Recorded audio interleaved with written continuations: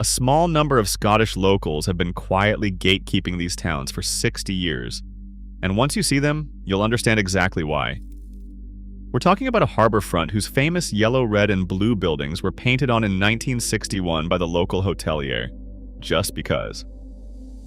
A sweet shop that's been making the same rock recipe since King William IV was on the throne. A whiskey village with 6 working distilleries, 0 Starbucks, and a railway that closed in 1968 and stayed closed. And a fishing port where the Chippy opened in 1898, and the same family's still running it today. If you keep scrolling without subscribing, I'm sending the Orkney flagstone repair crew to your front garden. They work slowly, they know where you live, and they have all day. Now, counting down from 7. Eyemouth is a working fishing port about 8 miles north of Berwick-upon-Tweed, and it is genuinely one of the most unchanged harbour towns on the east coast of Scotland. The population hovers around 3,500 people, and the local description you will hear repeated on every tourist board is that this is Scotland's second largest inshore fishing port. Trawlers actually land fish here. Actual fish. Actually landed. The centerpiece of Eyemouth's stuck-in-time energy is Giacopazzi's, the harbourside fish and chip shop and ice cream parlor that has been trading on that exact spot since 1898. Lorenzo Giacopazzi stopped off in Eyemouth on his way from Italy to America, decided the borders looked all right actually, and never left. The Chippy still fries its fish in beef dripping, which is either a crime against vegetarians or the single greatest culinary decision ever made, depending on who you ask. The gelato cabinet has 18 flavors. The Times listed it among the best chippies in the UK in 2024, and the locals collectively shrugged because they already knew that. Around the corner from Giacopazzi's, Gunn's Greenhouse, a 1753 Georgian mansion designed by James Adam, sits on the cliff above the harbour. It was built by a smuggler. There is a tea chute and hidden tunnels inside it, because of course there are. You can tour it. And every summer since 1939, the town crowns a herring queen. She gets brought ashore on a fishing boat. The candidates must have attended Eyemouth Primary and lived in the town for at least 10 years. Mary Craig, the first queen in 1939, held the title through to 1946 because of the war. Nobody has ever tried to modernize any part of the ceremony. Nobody's going to. On the harbour side stands a 5-meter bronze called Widows and Bairns, sculpted by Jill Watson and unveiled in October 2016. It depicts every real widow and child, by name, who were left behind after the 1881 Black Friday fishing disaster that drowned 189 men. Eyemouth remembers its dead, and it remembers them by name because that is what small towns do when the modern world does not. Number 6. Crail in the East Neuk of Fife. Crail is one of those Scottish royal burghs that received its charter in 1178, which means the town has been officially a town since before the English language existed in a form any of us would recognize. The population today sits at about 1,500, and Crail looks, if you squint, exactly like it did in a 1960s BBC documentary. Red pan-tile rooftops, Dutch-influenced gables, cobbled winds that slope down to a tiny stone harbor where creel boats still land crab and lobster every morning. The 16th century toll booth on Market Gate has a smoked haddock weather vane on top, which is a nod to the famous Crail capon, the local dried haddock.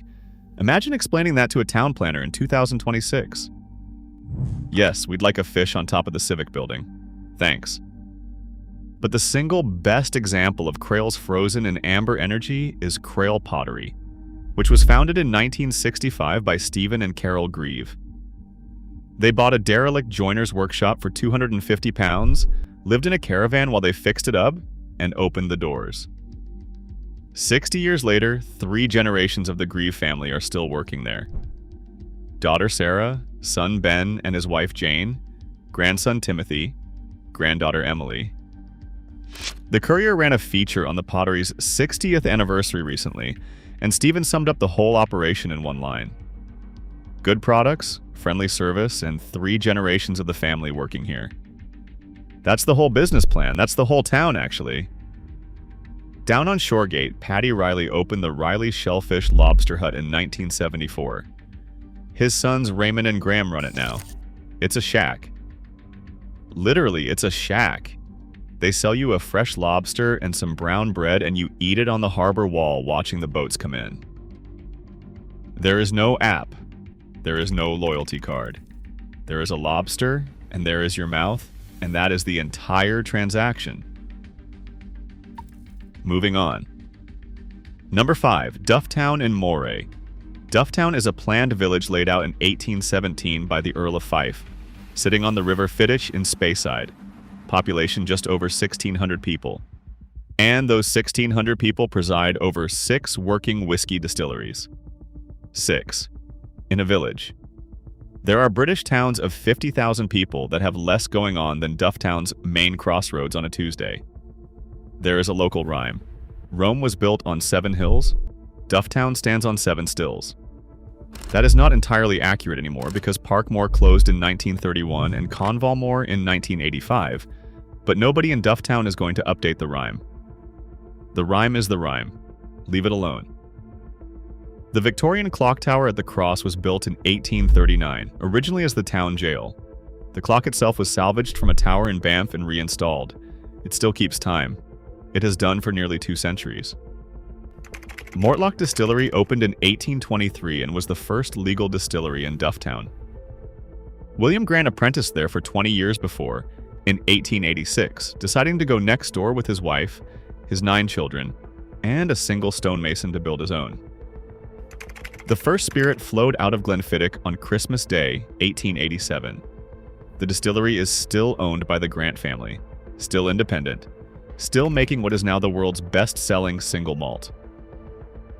Next door to that, the Balvenie opened in 1892. Then Dufftown Distillery opened in 1895. Then Glendullan opened in 1897. Every decade of the late Victorian era, someone in Dufftown thought, you know what, we probably need another distillery, and then built one. Here's the bit that truly freezes Dufftown in the 1960s. The Keith and Dufftown Railway was closed by British Rail in 1968. And instead of mourning it or tarmacking it over, the locals reopened the line as a heritage railway, running former British rail stock. So today you can stand on the platform at Dufftown Station and a train from the 1960s will pull in. And you can get on it. And it will take you through Speyside exactly as the trains did when Harold Wilson was Prime Minister.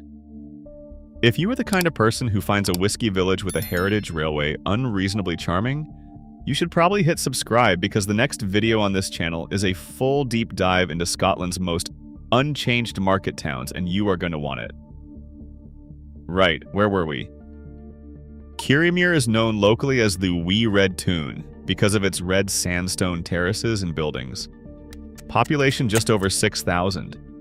It was a former handloom weaving and jute center, and it is home to 2 of the single best time capsule businesses in the whole of Scotland. First, the Star Rock Shop on the Roods is officially Scotland's oldest continuously trading sweet shop. It was established in 1833 by a blind Brecon mason called David Ferguson, who decided for reasons lost to history to open a sweet shop. It is still there, and it still makes Star Rock, the traditional Kirriemuir boiled sweet, on-site in 4.3 kilogram batches in 7 original flavors: lemon, butterscotch, cinnamon, clove, ginger, mint, and horehound. J.M. Barrie, the man who invented Peter Pan, was a regular at the Star Rock Shop as a child.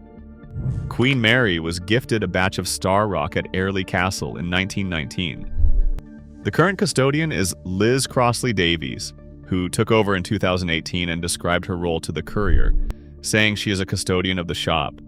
It has been around a long time, and it is her job to look after it for the community, so it continues. She said rock has been made in that shop for 188 years, so the sweet sugary smell is in the walls. The walls are sweet. Just down the road, Visocchi's Cafe has been serving Italian ice cream from the exact same original recipe from the 1930s, since 1932, when Michele and Marta Visocchi arrived and opened what they called the Kirriemuir Soda Fountain. The family ran it for 78 years before passing it to the current owners in 2009. The matriarch, Rita Visocki, who started working in the cafe in 1950, passed away in 2023, aged 94. They still use her recipe and will probably always do so. And J.M. Barrie was born here, at 9-11 Brecon Road. The outside washhouse of his family home was the inspiration for the Wendy House. On a hill above the town sits a camera obscura from the 1930s that Barrie gifted to Kirriemuir in 1930, and it is still operational. Still. Also, and this is a bit of a curveball, Bon Scott, the frontman of AC/DC was born in Kirriemuir in 1946. There is now a 450-kilogram bronze statue of him on Belly's Brae, which was unveiled in 2016 and funded entirely by AC/DC fans from all over the world. It is apparently now the town's most visited attraction. Take that, Peter Pan. Keep going. Number 3, Stromness in Orkney. Stromness is the second largest town on the Orkney mainland, population around 1,800, and it has something that no other town on this list has, which is an entire main street paved with flagstones that changes its name 4 times as you walk along it. The street uncoils, in the words of the local tourist board, like a sailor's rope. It starts as Victoria Street, it becomes Graham Place, it turns into Dundas Street, then Alfred Street, then South End, then finally Ness Road. It is the same street. The names just change because sometime in the 1800s someone said, right, we have reached a fork. New name, crack on. The whole thing is a conservation area of outstanding architectural and historical merit. There are over 70 listed buildings along it, 16 blue plaques, and the Orkney Islands Council actively repairs the flagstones when they wear down.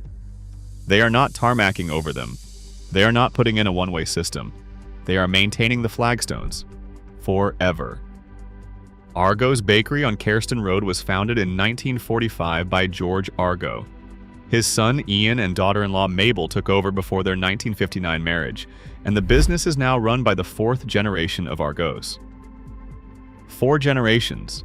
1 bakery. They make a post-war Orkney fudge that was invented during the rationing era, and they just kept making it because why wouldn't you?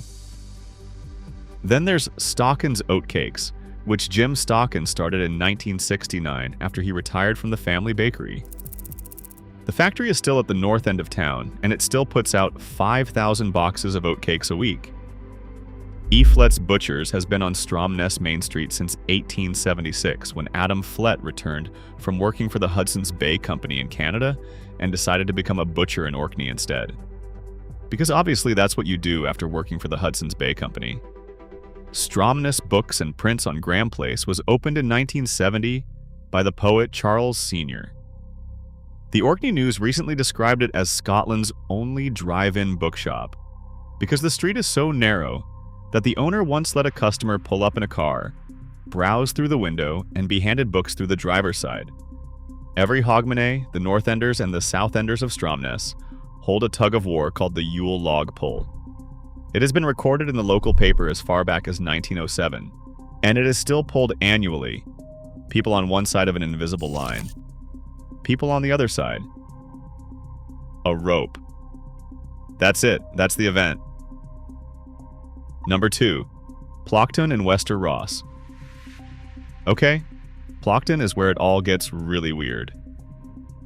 Ploughton is a Highland coastal village on Lough Carron with a population of about 460 people. It is on the National Trust for Scotland's Balmacara estate, which was bequeathed to the trust in 1946, and has protected the village ever since. The entire waterfront is a single row of whitewashed stone cottages called Harbour Street. Behind the cottages, Highland Mountains. In front, a mirror-calm sea loch. And lining the street, a row of palm-like trees. Yeah, palms. In the Highlands. They are not technically palms. They are Cordyline australis, or cabbage trees which thrive because of the Gulf Stream microclimate. According to Wikipedia and local historians, these trees have dominated Harbour Street since the 1960s. Someone in Ploughton, sometime during the same decade as the moon landings, decided to plant tropical trees in the Scottish Highlands. Nobody stopped them, and the trees won. The Plockton Hotel, the big building on the waterfront, was built in 1827 as a private house and became the Village Inn about 100 years ago. Camera named it Wester Ross Real Ale Pub of the Year in 2015. The Plockton Inn, up on Innes Street, was run for 25 years by Kenny and Mary Gollin and their partner Susan Trowbridge until April 2022, when the Oban Times ran a headline that simply read, "End of Era as Plockton Inn changes hands." That was the headline. No subhead, no explanation. Everyone in Plockton already knew. The reason you might have a vague sense of having seen Plockton before if you are over about 30 is that this is where the BBC filmed Hamish Macbeth in the 1990s with Robert Carlyle. 3 series, 20 episodes. 43 Harbour Street was the Loch Dubh Hotel exterior. They did not build a set. They did not dress the village. They just pointed the camera because Plockton already looked like a fictional Highland detective show. It still does. The Wicker Man was also filmed here in October 1972. The harbor scenes where Edward Woodward arrives on Summer Isle were shot right where you would walk down to the waterfront today. It is the same view, the same cottages, the same trees. And since we are already 2 towns away from the end of this countdown, this is your second reminder to hit subscribe, because I am making another video next week on UK villages the tourists still have not ruined. And trust me, you are going to want it in your feed before everyone else finds it. Alright, the main event. Number 1. Tobermory on the Isle of Mull. Tobermory is the main town of the Isle of Mull in the Inner Hebrides. It was laid out in 1788 by Thomas Telford as a planned British Fisheries Society fishing port. Today its population is around 1,045. And it is genuinely the most beautiful small harbor town in Scotland. You have seen it, even if you do not think you have. The harbourfront is that famous row of buildings painted in bright yellow, bright red, bright blue, bright green, bright everything. Tobermory was named one of the most colorful places on the planet by the Scotsman, and it was ranked 11th globally in a Chroma Travel Index that I am not entirely sure is a real index, but I am going to allow it. Here's what you need to know about those famous colors. They are literally the result of a decision made in 1961 by one man. His name was Bobby MacLeod. He was the town provost, an accordionist, and the owner of the Mieshnish Hotel, which had been gray during the Second World War because Tobermory had been a naval base. In the early 1960s, Bobby decided gray was depressing and painted the Mieshnish pink and then yellow. His grandson A.J. MacLeod told SLTN that in the 1960s his grandfather Bobby made it more colorful. That is the origin story. That is it. One man with a paint tin in 1961. The other buildings on the harbor followed his lead one by one. And the entire iconic Tobermory color scheme that now appears on every single piece of Scottish tourist literature ever produced is genuinely the surviving visual legacy of one 1961 decision by one hotelier who thought the war had been quite long enough. Thank you. The Mieshnish Hotel has only had 2 owning families in its entire 160-year history. It opened in 1869. In 2013, when the yellow paint was refreshed, the then-owner Robert MacLeod told SLTN that they felt it was time to go back to the yellow to cheer us all up in those austere times. Number 21 Main Street is Brown's Ironmongers. The building dates to 1830. Archibald Brown bought the shop in 1860. It is currently run by the 5th generation of the Brown family, and their own website describes them as the longest established non-agricultural family business in the Hebrides. The oldest ledger they still have on the premises is from 1863. That ledger has been sitting in that shop for 163 years. Tobermory Distillery, at the far end of the harbor, was founded in 1798 under the original name Ledaig.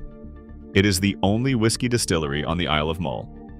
It is still there, still producing, and of course, the entire BBC children's series Balamory was filmed here from 2002 to 2005.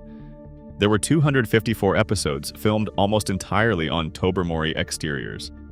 That means an entire generation of British children grew up thinking Tobermory was a magical, imaginary place, and then arrived as adults and discovered that it is a real town. Nothing has been moved. Nothing has been changed. The buildings are the buildings. Tobermory is not pretending to look like it does. Tobermory always looked like that, since 1961. Because Bobby McLeod painted the hotel and the town followed. So, 7 Scottish towns. 7 different reasons to look at your calendar, look at the year, and go, are we sure? These towns feel stuck in the 60s because that was when most of this stopped happening everywhere else, and Scotland, quietly, kept going. If you made it all the way down here, you are officially the kind of person who belongs in one of these towns. Subscribe and I will take you to more of them.